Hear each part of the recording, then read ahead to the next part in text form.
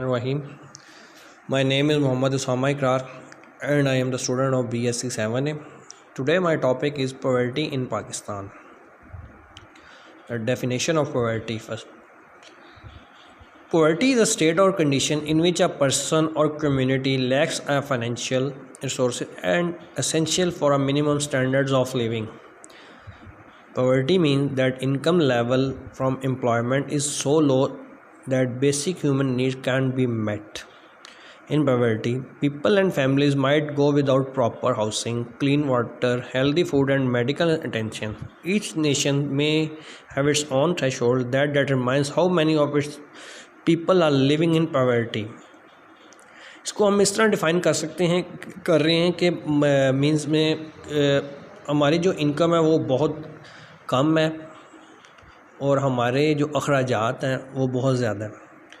मतलब कि हमारी अगर इनकम 10,000 रुपीज़ है और हमारे अखराजात 20,000 है, तो जो बेसिक अखराजात हैं वो बहुत ज़्यादा है। इस वजह से हम लोग काफ़ी इशू हमें क्रिएट होता है। उसके बाद जो बहुत गरीब लोग हैं उनके लिए काफ़ी ज़्यादा इश्यूज़ हैं, जिस तरह के उनके लिए उनके पास घर नहीं है, उनके पास साफ़ पानी नहीं है, उनके पास मेडिकल फैसिलिटीज़ बिल्कुल नहीं है। एंड देन और उसके बाद ये सब चीज़ें अगर ना भी हों, और सबसे बड़ी बात है कि उनके पास खाना साफ़ सुथरा नहीं है। जिस तरह के हमारी ये कच्ची आबादियों में देख लें कि कैसे लोग किस तरीके से खाना खाते हैं और किस तरह चलते हैं। अब आते हैं हम अपने मेन टॉपिक की तरफ, वो है पॉवर्टी इन पाकिस्तान। जिस तरह के मैंने अपनी जो मेरा मेन टॉपिक है, poverty is the main problem is facing from the first day. हम जब से पाकिस्तान बना 14 अगस्त 1947 से लेके आज तक 2020 तक हम पॉवर्टी का इशू रिज़ॉल्व नहीं कर सके हैं। ये हमारे लिए बहुत बड़े प्रॉब्लम है। हमारे लिए छोटी सी एक स्टडी से मैंने एक पैराग्राफ लिया, इसमें पता चलता है कि 58.7 million people out of 180 million people वो इस टाइम गुर्बत का शिकार है। उसमें जो रेशो आ रही है 33% इसमें आ रहे हैं हमारे सिंध में, 32% आ रहे हैं हमारे KPK में, और 19% इसमें आ रहे हैं पंजाब में, और हाफ ऑफ बलूचिस्तान है इसमें।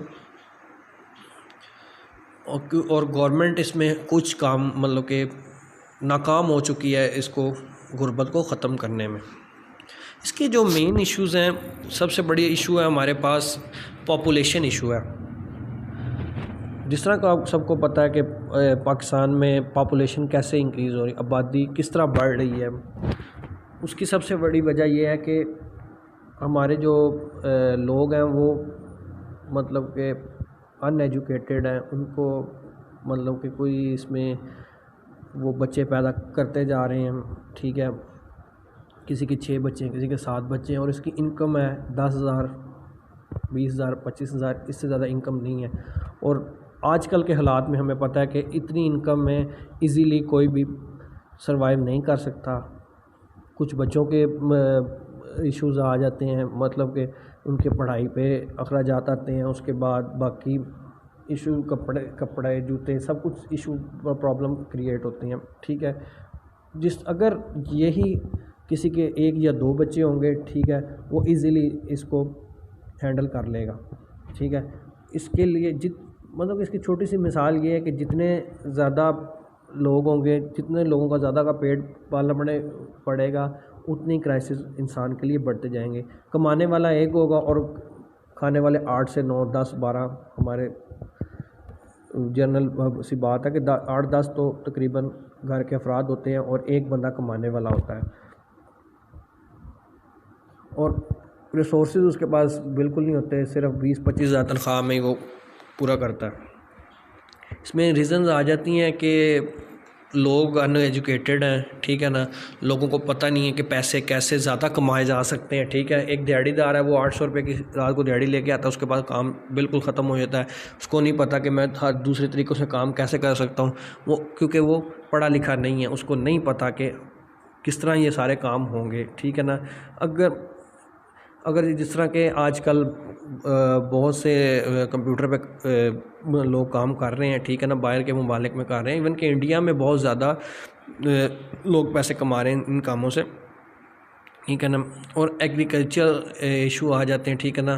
हमारी जो उनसे एग्रीकल्चर के मुख्तलिफ फार्मर्स हैं वो अच्छे तरीके से उनको नहीं कर रहे लोग। हमारी जो ज़री ज़मीन है वो ख़त्म होती जा रही है, लोग सोसाइटीज़ बनाते जा रहे हैं इन ज़री ज़मीन में, बिल्कुल मतलब कि काफ़ी ज़्यादा इसमें नुकसान हो रहा है, ठीक है। इसमें सबसे बड़ी रीज़न है कि एजुकेशन नहीं है। उसके बाद है जी ना इनजस्टिस इन पाकिस्तान, ना इंसाफ़ी, सबसे बड़ी रीज़न उसमें नाइंसाफ़ी इस तरह है कि जो गरीब है वो गरीब से गरीबतर हो रहा है, जो अमीर है वो अमीर से अमीरतर होता जा रहा है। अमीर की हर जगह चलती है, ठीक है ना, हर डिपार्टमेंट में वो अपना असर वसूल इस्तेमाल करके आगे बढ़ता जा रहा है, लेकिन गरीब है वो पिसता ही जा रहा है, हर गुर्बत के शिकार है, बाकी लोग उसको तंग करते हैं। कोई इस तरह के एक मिसाल ले लें कि अगर वो किसी जेल में अरेस्ट हो जाता है किसी वजह से, तो उसको वहाँ पे पैसे भी लेते हैं, उसको मारते भी हैं, सब कुछ करते हैं, ठीक है ना। लेकिन अमीर इससे बिल्कुल मुख्तलिफ है, ठीक है। अमीर को उसकी अगर वो गलत काम कोई जुर्म करता भी है तो वो बड़े इजीली वहाँ से अपनी ज़मानत भी करवा लेता है, पैसे भी इस्तेमाल जिस तरह भी करता है वो बिल्कुल ख़त्म हो जाता है। इसी तरह अमीर टैक्सेस नहीं पे कर रहे हैं, ठीक है। एक इंडस्ट्रियलिस्ट है, उसकी इंडस्ट्रीज़ की टैक्स बहुत ज़्यादा बनता है, वो बहुत कम पे करता है। इस तरह हमारे पॉलिटिशियंस हैं, उनकी आमदनी बहुत ज़्यादा होती है लेकिन वो टैक्स बहुत कम कर रहे हैं, और मुख्तलिफ़ सेक्टर्स में ये मुख्तलिफ़ जगह ये काम हो रहे हैं, ठीक है। इकोनॉमिकल इशू, हमारी इकॉनमी 1947 से लेके 2020 तक इकॉनमी हमारी कभी भी स्ट्रॉन्ग नहीं हो सकी। हम कर्ज़े पे कर्ज़े लेते जा रहे हैं, कभी IMF से, कभी कहीं से हम दाद लेते हैं, कभी IMF से हम कर्ज़ा लेते हैं, कभी अब ये रिसेंटली अब WHO से हम इमदाद ले रहे हैं अपनी, ठीक है। उसकी वजह से हमारी जब तक इकॉनमी मुल्क की स्ट्रॉन्ग नहीं होती गुर्बत ख़त्म नहीं हो सकती, क्योंकि जब तक गवर्नमेंट स्टेबल नहीं होगी, इकॉनमी हमारी स्ट्रॉन्ग नहीं होगी, तो डेफिनेटली हम लोगों की मदद नहीं कर सकेंगे। गवर्नमेंट मदद बिल्कुल नहीं कर सकती। उसकी वजह यह है कि गवर्नमेंट मुख्तलिफ़ तरीक़ों से मदद करती है, जिस तरह के जो कम आमदनी वाले अफराद हैं उनके लिए लोग बिलों में काफ़ी ज़्यादा बिल, जिस तरह इलेक्ट्रिसिटी बिल हैं, गैस बिल हैं, बाकी जो अखराजात हैं, मतलब कि स्कूल फ़ीस हैं, उसमें कम करती है, उसमें लोगों को काफ़ी बेनिफिट मिलता है। लेकिन हमारे मुल्क में ऐसा नहीं है। बाकी कंट्रीज़ में चाइना में है, यूरोपियन कंट्रीज़ में काफ़ी ज़्यादा बेनिफिट्स लोग दिए जाते हैं। उसके बाद गुर्बत की एक बहुत बड़ी वजह यह भी है कि हमारे मुल्क में जॉब्स ख़त्म होती जा रही हैं, ना गवर्नमेंट सेक्टर में जॉब है, ना ही हमारे पब्लिक सेक्टर में जॉब्स हैं, क्योंकि गवर्नमेंट बिल्कुल फेल हो चुकी है कि कोई भी इंडस्ट्री नहीं लग रही, ठीक है ना। इंपोर्ट हमारी बढ़ती जा रही, एक्सपोर्ट ख़त्म होती जा रही है। हमारी एक्सपोर्ट बहुत अच्छी लेवल तक जा सकती है अगर हम लोग कुछ अपनी इंडस्ट्री को ग्रो अप करें।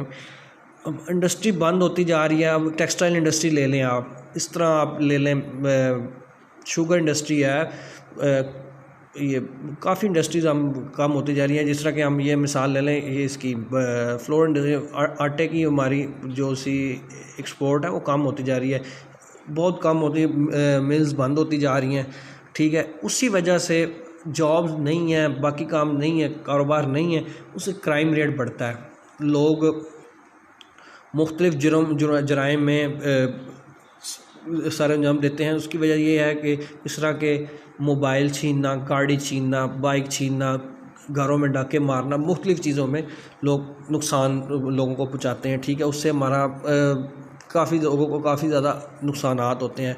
इवन के लोग गुर्बत की वजह से कत्ल तक करते हैं, बहुत ज़्यादा क्राइम रेट बढ़ता जा रहा है, ठीक है। क्राइम रेट बढ़ेगा तो ज़ाहिर सी बात है मुल्क के हालात बहुत ख़राब होते जाएंगे, ठीक है ना, बहुत ज़्यादा नुकसानात मुल्क होंगे, ठीक है। उसके बाद आप लोगों को सबको जिस तरह के पता है कि 2019 तक हमारे काफ़ी ज़्यादा हालात काफ़ी ख़राब थे कि अब ये कोरोना वायरस आ गया जो कि कोविड-19 के नाम से बहुत मशहूर है। ये जिस तरह आप सबको पता कि चाइना से शुरू हुआ तो ये मुल्क के दुनिया के मुख्तलिफ मुल्कों तक पहुंच गया। चाइना ने तो इसको बड़ी ईज़िली तो नहीं कह सकते, लेकिन उनकी इकॉनमी स्ट्रॉन्ग थी, वो सर्वाइव कर गए हैं किसी तरह, ठीक है। लेकिन हमारे मुल्क में आया, हम लोग सर्वाइव बहुत मुश्किल कर रहे हैं, कर भी नहीं सकते। अल्लाह मियां की तरफ से हमें कोई ख़ास रहमत है कि हम लोग कुछ ना कुछ सर्वाइव कर रहे हैं। उसकी वजह से जिस तरह आपको सबको पता है कि लॉकडाउन है, दुकानें नहीं खुल रही हैं, लोगों को मजदूरी नहीं मिल रही है, कंस्ट्रक्शन इंडस्ट्री बंद है, फैक्ट्रीज़ बंद हैं, काफ़ी चीज़ें, सब कुछ ही तकरीबन लॉकडाउन है। उसकी वजह से लोगों को काफ़ी ज़्यादा मुश्किलात का सामना करना पड़ रहा है। उसकी वजह से बहुत ज़्यादा गुर्बत बढ़ती जा रही है। तो इन सब सिचुएशन की वजह से अगर कुछ स्टेप गवर्नमेंट ले तो काफ़ी बेहतरी आ सकती है, ठीक है ना। जिस तरह के सबसे बड़ा, मैंने आपको पहले भी कहा कि हमारी पॉपुलेशन को कंट्रोल करना पड़ेगा। लोगों को हमें एजुकेशन देनी चाहिए कि किस तरह हम आराम से 2 से 3 बच्चे तक महदूद किए जाएं, ठीक है। इससे ज़्यादा मतलब कि स्मॉल नंबर ऑफ़ चिल्ड्रन होने चाहिए। एंड जिस तरह इंडस्ट्री को हमारी इंडस्ट्री बिल्कुल ख़त्म हो रही है, ठीक है ना। एक्सपोर्ट्स ख़त्म हो रही हैं, इंपोर्ट बढ़ती जा रही हैं, हमें हर चीज़ ख़रीदनी पड़ती है बाहर से, उसके टैक्सेस पे करने पड़ते हैं, काफ़ी ज़्यादा इश्यूज़ आ रहे हैं। हमें अपनी इंडस्ट्री को स्ट्रॉन्ग बनाना चाहिए। अब देख लें चाइना की हम मिसाल लें, हम पाकिस्तान वाले हर चीज़ चाइना से ले रहे होते हैं, ठीक है ना।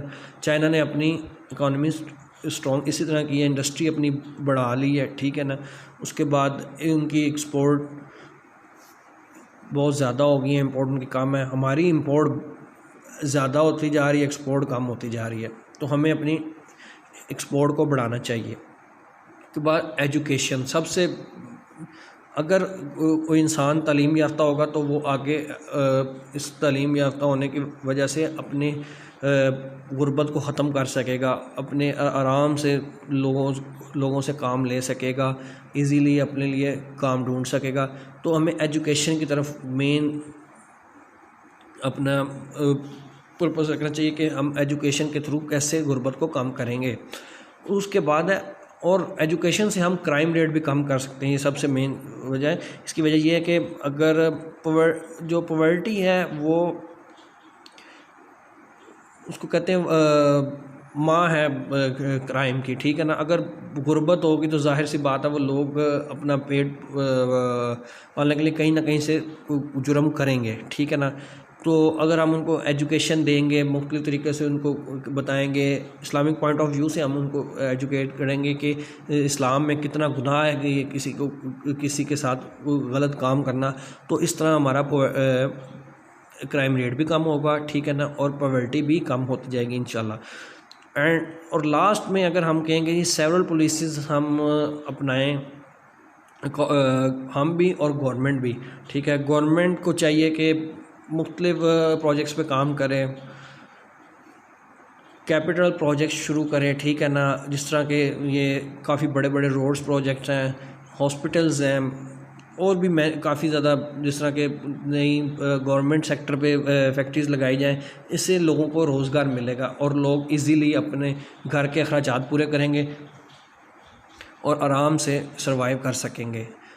थैंक यू, बहुत शुक्रिया।